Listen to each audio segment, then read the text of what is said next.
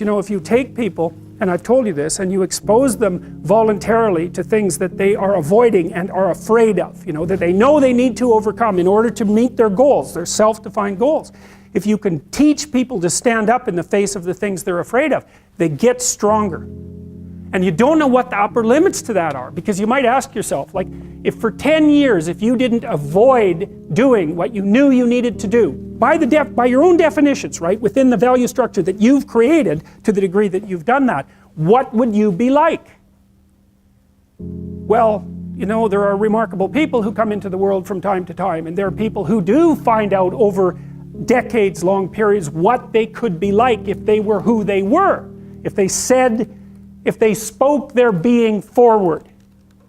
And they get stronger and stronger and stronger, and we don't know the limits to that. We do not know the limits to that. And so you could say, well, in part, perhaps the reason that you're suffering unbearably can be left at your feet, because you're not everything you could be, and you know it. And of course, that's a terrible thing to admit, and it's a terrible thing to consider, but there's real promise in it, right? Because it means that perhaps there's another way that you could look at the world, and another way that you could act in the world, so what it would reflect back to you would be much better than what it reflects back to you now. And then the second part of that is, well, imagine that many people did that, because we've done a lot as human beings. We've done a lot of remarkable things, and I've told you already, I think before, that today, for example, about 250,000 people will be lifted out of abject poverty, and about 300,000 people attached to the electrical power grid. We're lifting people out of poverty collectively at a faster rate that's ever occurred in the history of humankind by a huge margin. And that's been going on unbelievably quickly since the year 2000. The UN had planned to have poverty between 2000 and 2015, and it was accomplished by 2013. So there's inequality developing in many places, and you hear lots of political agitation about that. But overall, the tide is lifting everyone up, and that's a great thing, and we have no idea how fast we could multiply that if people got their act together and really aimed at it. Because, you know, my experience is with people that we're probably running at about 51% of our capacity. I mean, you can think about this yourselves. I often ask undergraduates how many hours a day you waste, or how many hours a week you waste, and the classic answer is something like 4 to 6 hours a day. You know, inefficient studying, watching things on YouTube that not only do you not want to watch, that you don't even care about, that make you feel horrible about watching after you're done. That's probably 4 hours right there. You know, you think, well, that's 25 hours a week, it's 100 hours a month, that's 2.5 full work weeks, it's half a year of work weeks per year. And if your time is worth $20 an hour, which is a radical underestimate, it's probably more like 50 if you think about it in terms of deferred wages. If you're wasting 20 hours a week, you're wasting $50,000 a year. And you are doing that right now. And it's because you're young, wasting $50,000 a year is a way bigger catastrophe than it would be for me to waste it, because I'm not going to last nearly as long. And so if your life isn't everything it could be, you could ask yourself, well, what would happen if you just stopped wasting the opportunities that are in front of you? You'd be who knows how much more efficient. 10 times more efficient. 20 times more efficient. That's the Pareto distribution. You have no idea how efficient people get. It's off the charts. Well, and if we all got our act together collectively and stopped making things worse, because that's another thing people do all the time, not only do they not do what they should to make things better, they actively attempt to make things worse because they're spiteful or resentful or arrogant or deceitful or homicidal or genocidal, or all of those things all bundled together in an absolutely pathological package. If people stopped really, really trying just to make things worse, we have no idea how much better they would get just because of that. So there's this weird dynamic that's part of the existential system of ideas between human vulnerability, social judgment, both of which are major causes of suffering, and the failure of individuals to adopt the responsibility that they know they should adopt.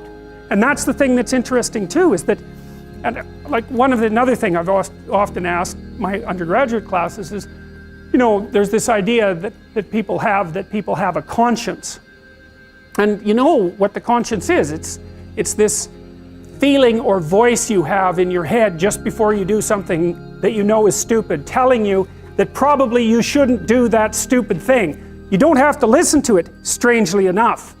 But you go ahead and do it anyways, and then, of course, exactly what the conscience told you was going to happen inevitably happens, so that you feel even stupider about it than you would if it happened by accident. Because you know, I knew this was going to happen, I got a warning it was going to happen, and I went and did it anyways. And the funny thing too is that that conscience operates within people, and we really don't understand what the hell that is. So you might say, well, what would happen if you abided by your conscience for 5 years or for 10 years? What sort of position might you be in? What sort of family might you have? What sort of relationship might you be able to forge? And you can be bloody sure that a relationship that's forged on the basis of who you actually are is going to be a lot stronger and more welcome than one that's forged on the basis of who you aren't. Now, of course, that means that the person you're with has to deal with the full force of you in all your ability and your catastrophe, and that's a very, very difficult thing to negotiate.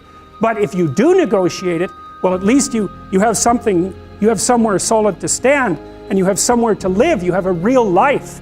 And it's a great basis upon which to bring children into the world, for example, because you can have an actual relationship with them instead of torturing them half to death, which is what happens in a tremendously large minority of cases. Well, it's more than that too, because, and this is what I'll close with, and this is why I wanted to introduce Solzhenitsyn's writings to you. You see, because it isn't merely that your fate depends on whether or not you get your act together and to what degree you decide that you're going to live out your own genuine being. It isn't only your fate, it's the fate of everyone that you're networked with. And so, you know, you think, well, there's 7 billion people in the world. We're going to peak at about 9 billion, by the way, and then it'll decline rapidly. But 7 billion people in the world, and who are you? You're just one little dust mote among that 7 billion, and so it really doesn't matter what you do or don't do, but that's simply not the case.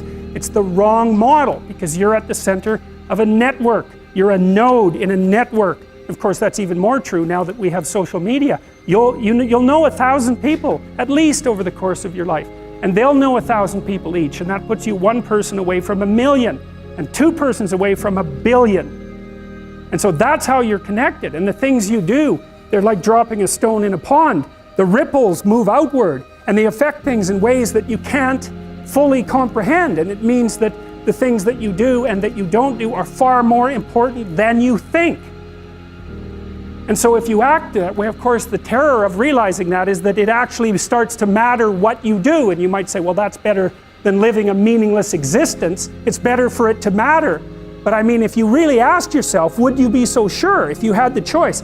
I can live with no responsibility whatsoever. The price I pay is that nothing matters.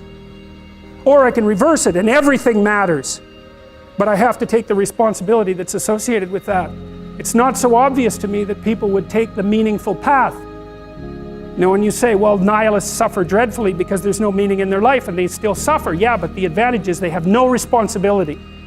So that's the payoff, and I actually think that's the motivation. Say, well, I can't help being nihilistic. All my belief systems have collapsed. It's like, yeah, maybe. Maybe you've just allowed them to collapse because it's a hell of a lot easier than acting them out.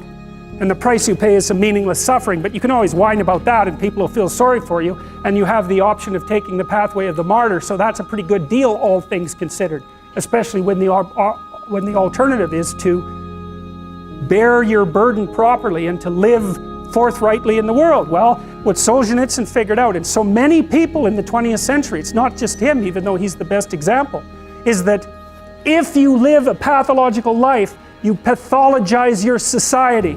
And if enough people do that, then it's hell. Really, really. And you can read the Gulag Archipelago if you have the fortitude to do that, and you'll see exactly what hell is like. And then you can decide if that's a place you'd like to visit, or even more importantly, if it's a place you'd like to visit and take all your family and friends. Because that's what happened in the 20th century.